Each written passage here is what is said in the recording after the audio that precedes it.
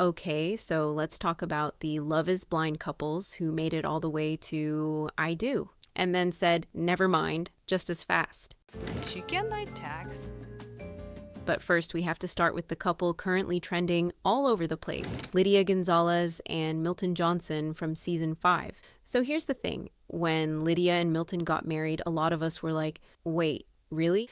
Lydia had this intense, fiery energy. Whether you loved it or found it overwhelming, it was there, and Milton was like this engineering school Zen master, totally unbothered. Fast forward, and at first glance, it kind of looked like they beat the odds. They stayed married beyond the reunion, beyond the season airing, and it felt like, hey, maybe they figured it out. But now we know that behind the scenes, it was a whole different story. Lydia recently came forward on a What's the Reality podcast with a lot of painful detail about what actually went down in their marriage. Apparently, things started going sideways about 6 months into the marriage. That's when she discovered Milton had been messaging a woman he previously dated. Lydia asked him to cut contact, but instead of hearing her out, Milton allegedly kept the door open, texting the woman and even exchanging inappropriate messages. Lydia says when she confronted him, he flipped it, accused her of snooping and invading his privacy. So there they were, hurt, confusion, betrayal, and they tried couples therapy.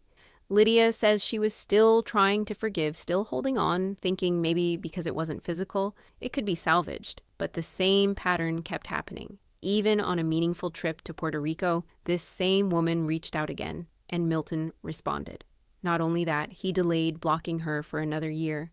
That's when other things started stacking up. Milton, she says, began criticizing her, telling her she was too much, nagging, even asking her to stop wearing bikinis, something she said was part of her identity and culture as a Puerto Rican woman. Meanwhile, she was also managing a serious chronic illness, fibromyalgia, which he reportedly dismissed with just eat healthy and work out. It's a lot. There was a birthday weekend when Lydia said Milton spent the entire day playing Halo, didn't help set up her party, and instead invited a friend over. Eventually, she reached a breaking point, and when she told Milton she was done, his response? I'm not going to chase you. She says he called her stupid, untrustworthy, that he blamed her for everything, never took accountability. Instead, she says he gave her the silent treatment, mocked her family, criticized her intelligence, literally during a conversation about taxes, and constantly diminished her. When she finally filed for divorce, he allegedly asked her to sign an NDA, not exactly the behavior of someone ready to take emotional ownership. Lydia said it best, love is not enough, and if one person is carrying the whole thing on their back while the other's gaming and gaslighting, well, that's not love. And then we get to Colleen Reed and Matt Bolton from season 3.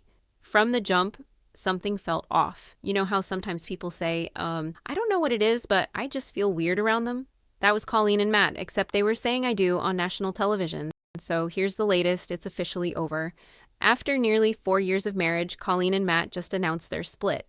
We've decided to end our marriage and move forward on our own paths, which is basically PR speak for we've been separated for a while, we've tried everything, and this post is just us playing catch up with the internet.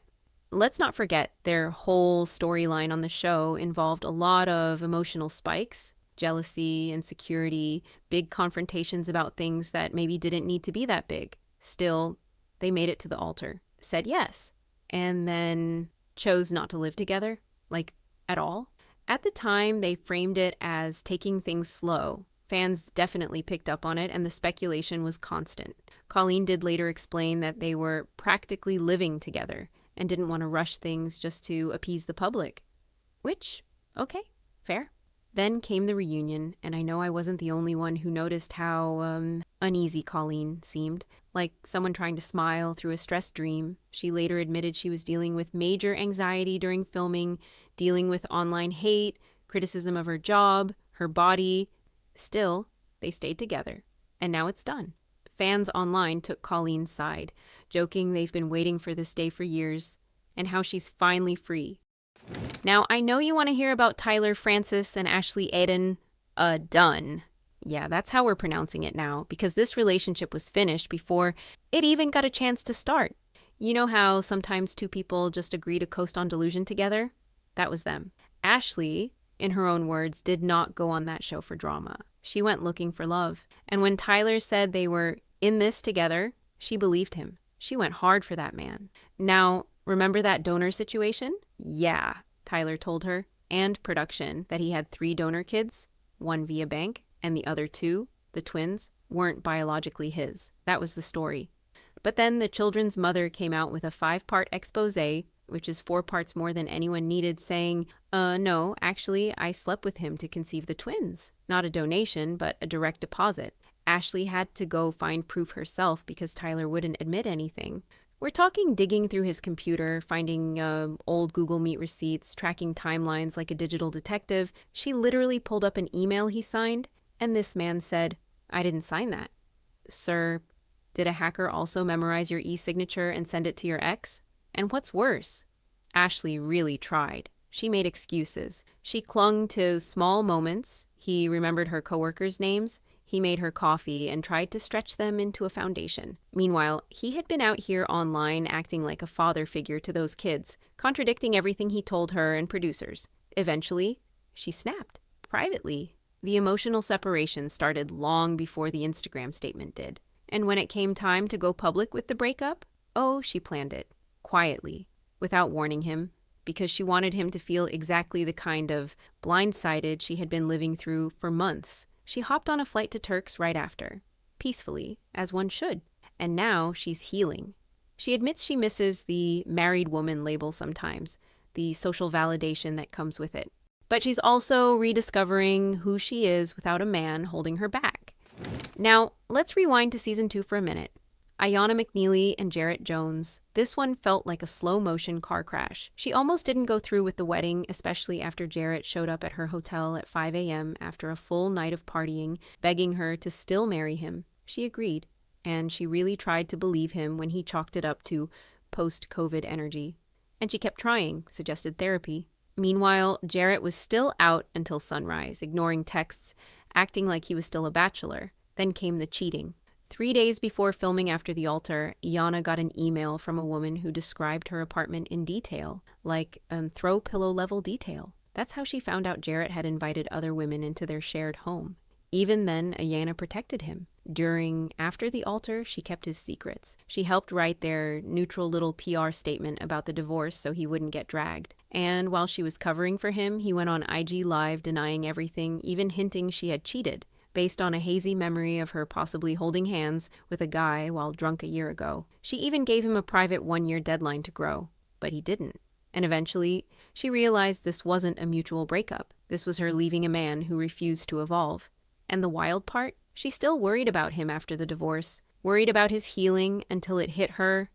That was never hers to carry. And then there's Danielle Rule and Nick Thompson, also from season 2. They did actually make it past the wedding and into real married life anniversaries, handwritten pod notes, sentimental Instagram captions, all of it.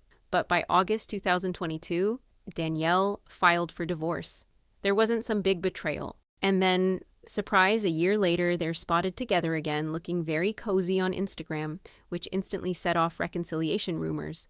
They ended up talking about it on Nick's podcast, where they admitted they hadn't had a real conversation since their breakup until they randomly hung out and talked for 8 hours. They both admitted they still care about each other. Danielle even said there's love there and hate, but mostly unfinished business. Apparently, they broke up via text. They're not back together, and by all signs, they won't be. Danielle's now in what looks like a very happy, drama-free relationship. That's the thing with Love is Blind. When the pods go dark and the Wi-Fi turns back on, it's real life again. It's not romantic anymore. It's who's doing the dishes and why are you liking your ex's bikini photo at 2 a.m.? Sometimes surviving a relationship, leaving a toxic dynamic, or just realizing what doesn't work for you is the most successful thing you can do. And that's worth celebrating too. Did you predict any of these breakups? Do you think there's more divorces coming from Love is Blind? Who are you rooting for? Let us know in the comments.